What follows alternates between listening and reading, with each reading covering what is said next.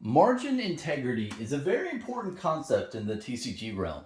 And I really wanted to have a discussion today on why it's so important and really give you an illustrated diagram of, what it really means to the game stores. Because as a local game store, margins are really important. I think the biggest thing is cash flow. You want to convert product to cash as quickly as possible. That's the main thing you want to do as a local game store. That's very, very important because you don't want a lot of dead inventory and you're just not selling stuff. But another really big factor is margin integrity. And what that means is, let's say you buy a product for $60, like a Flesh and Blood booster box like these here, and these are cases of four boxes of $60 each. And I'm just keeping the numbers very high level, very general. It might be a little bit less or a little bit more than that number. But let's say that is the cost basis that a store pays per box.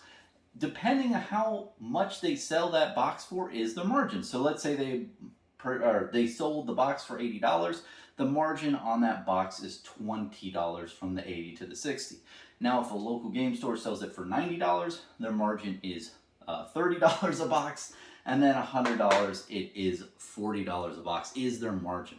Now, I really want to stress this concept in this current time period. Now, we're in the land of 2022. The free trendies era earlier in 2021 has passed. Local game stores and a lot of stores out there are just fire selling a lot of booster boxes via, Magic the Gathering, Flesh and Blood, Yu-Gi-Oh, what have you. It's kind of like a bear market right now, where the margins are very, very under fire. The margins are extremely cut, and a lot of times stores just have to sell at costs just to get out of what they're into, and just get their capital back. So preserving margin integrity, if you're a trading card game company like Legend Story Studios for Flesh and Blood, is so important, especially for Flesh and Blood. In the last 6 months, margin integrity has really been under fire. So I think that with the new set Uprising and future sets, we're definitely going to see this concept play out. And there's a lot of factors that are, other than this, that are going to like intertwine, and I'll get into that in a bit. But this is why it's good that the box prices are higher than the $80 map price. And I really want to go into two scenarios here. And I was thinking of making a video where I draw while I'm doing this, but my drawing is very, very bad, so I have to take time to do it. So I have two different options here for Legend Story Studios, right? And both of these options have the same amount of print run, same numbers. It depends on how fast you get the product from Legend Story Studios out to distribution and to the customer. So let's say option one, right? Let's look at that one now. And let's say it's a full allocation. So let's make it really simple, high level. Million boxes, 1 million booster boxes of the new set Uprising are printed, right? And they send as many as they can to all the distros around for the U.S., for international, or anywhere else that they can, or locally in New Zealand. They send like 3 waves, or no, let's keep it simple. 4 waves of 250,000 boxes each, and they just dump them as fast as they can to those distros and everything, right? Well, what you're gonna have is, let's say you're a normal local game store, and you're like, hey, I'll buy 10 cases of that. Uprising looks like a cool set. I saw a lot of preview videos. It looks like a really good product. I'm going to get some 10 cases, 40 boxes. Well, your cost basis is $2,400, man. That's pretty high. Well, what is going to happen if you just fully allocate all of those boxes? The liquidity is not going to be as high.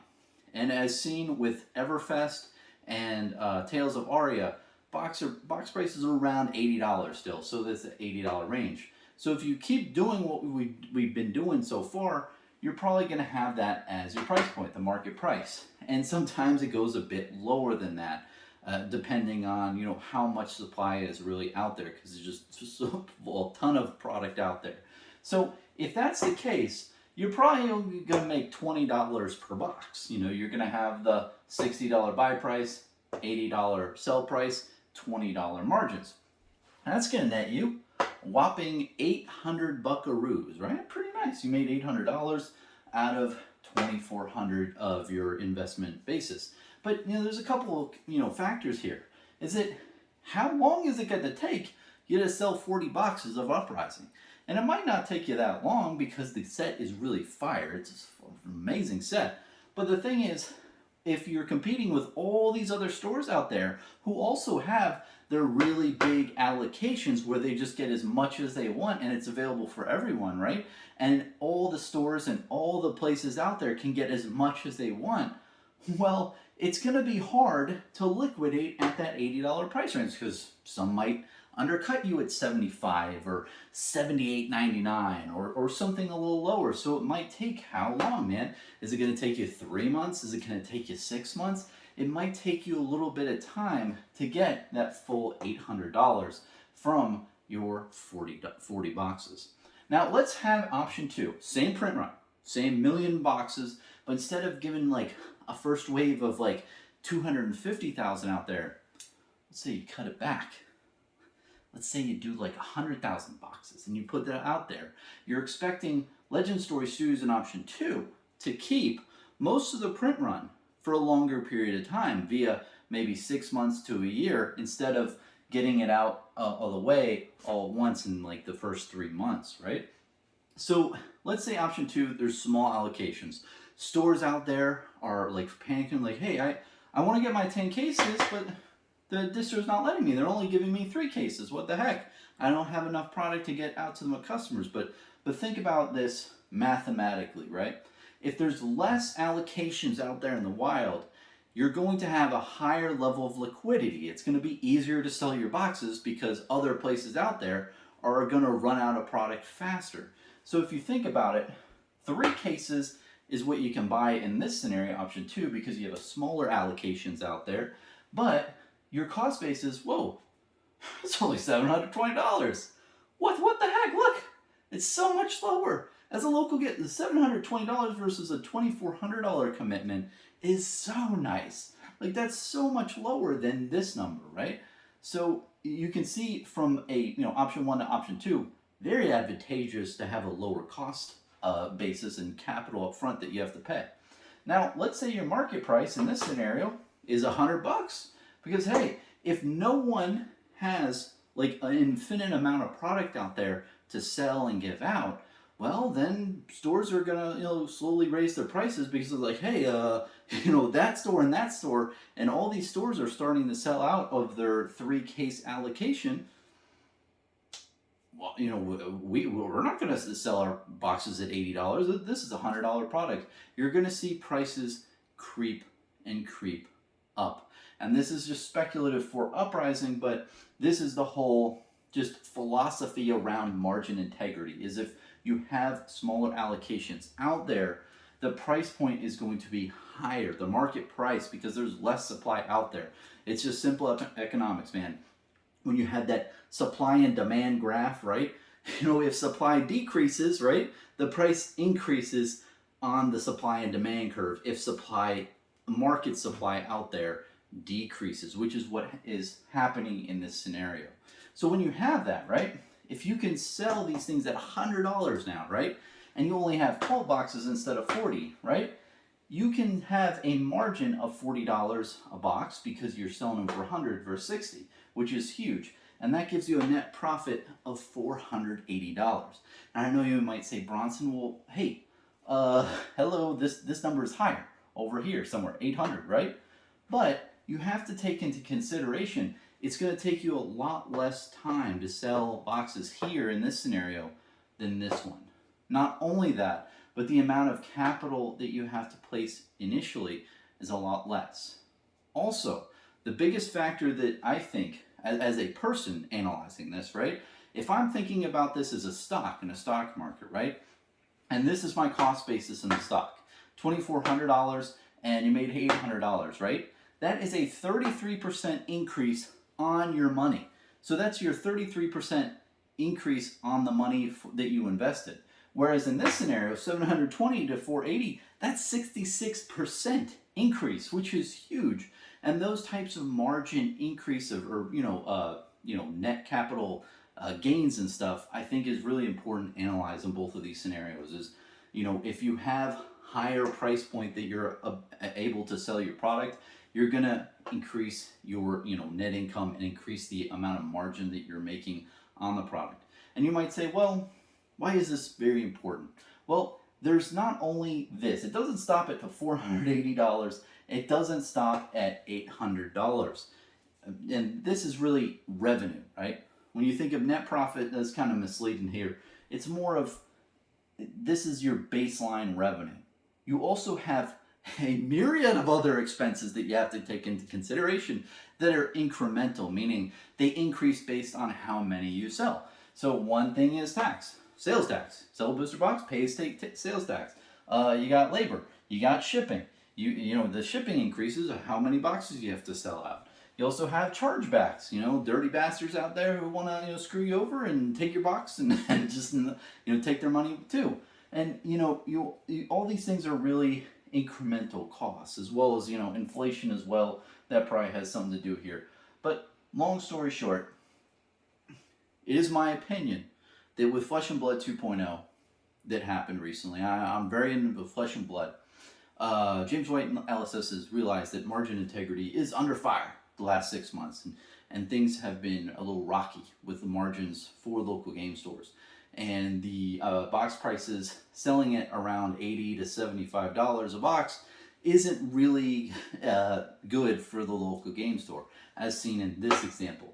What they want in the future, and this goes for any TCG though, but I think Legend Story Studios in Q2 2022 with Uprising is really focusing on this. This is the way going forward. This is what they want to achieve with their boxes and with stores selling their boxes out there. Because when Flesh and Blood came out, they boasted 40% profit margin on their booster boxes for Flesh and Blood, which in the industry is astronomically large. Like, that's insanely large. And the main reason why is because in 2020 and 2019, you had the big dogs, Yu-Gi-Oh! Magic and Pokemon, right? And they've been in the industry for decades, and they have had no other competitors. So their bargaining power on margins when they talked to local game stores was insane. And the amount of margins that they made, the local game stores, from those top 3 dog TCGs back in the day was really, really small, because it just kept getting under threat. Especially with them, MTG especially going direct to Amazon and all that other stuff. The margins were really impacted. Now Flesh and Blood comes out in 2020, and then now in 2022, they're trying to maintain that 40% profit margin, or 40% margin, where you're selling a booster box at $100 and the game stores purchase it at $60. And this is going to be even more imperative with mass inflation hypothetically coming out. The box prices are going to have to sell for higher. And another really big important factor of this is human perception, customer perception of what an average price for a booster box should be. Now in Q2 2022, things are shit everywhere. The prices of boxes have gone down drastically, and the price perception that I have and a lot of other people have, for Flesh and Blood is, hey, $80, that's what I should pay. That's an average good price for a booster box. Or, even sometimes $75. It's really small. That's what our, mind of, price perception is. It's got to change. And that's what margin integrity really is about. It's really training the consumer in a way to think, okay, this is the new price point based on the supply that's out there and, what this game should be, priced at. And that really goes for any TCG, really. But in a sense, just looking at a high level, right? If you look at both options, right, of putting small allocations out versus just a huge allocation at first, this does take a little bit of coordination, and it does trickle into your market. And the biggest, advocate to this is someone saying, well, Bronson, my game store isn't able to get enough product for people to play the game and have the cards that they need. And that kind of sucks. I'm not going to lie. There is that aspect as well, where if you have small allocations into the market and just trickle it in, people aren't going to get the cards that they need to play the game. But the converse of this is if you don't do this and you do this, well, the people aren't going to have a store to play the game in. So I think it's a real chicken and egg thing. Yeah, of course, our people and players going to have to, scramble a little bit, pay it more money, and like not be able to get every game piece they need in the game store. Possibly yes. But will this option make sure that the stores are getting the margins that they need and converting product to capital as fast as they can to keep them afloat and to pay for their expenses, instead of this model where you take a long period of time to sell all the boxes, and you don't make as much money percentage wise, and you have all these other fees that are in play. Long story short, this is kind of the direction we're going to see going forward in 2022, in my mind, for the new set Uprising of Flesh and Blood, and for a lot of other TCGs out there. I think that, the whole TCG market as a whole, let me step back into the, macro level.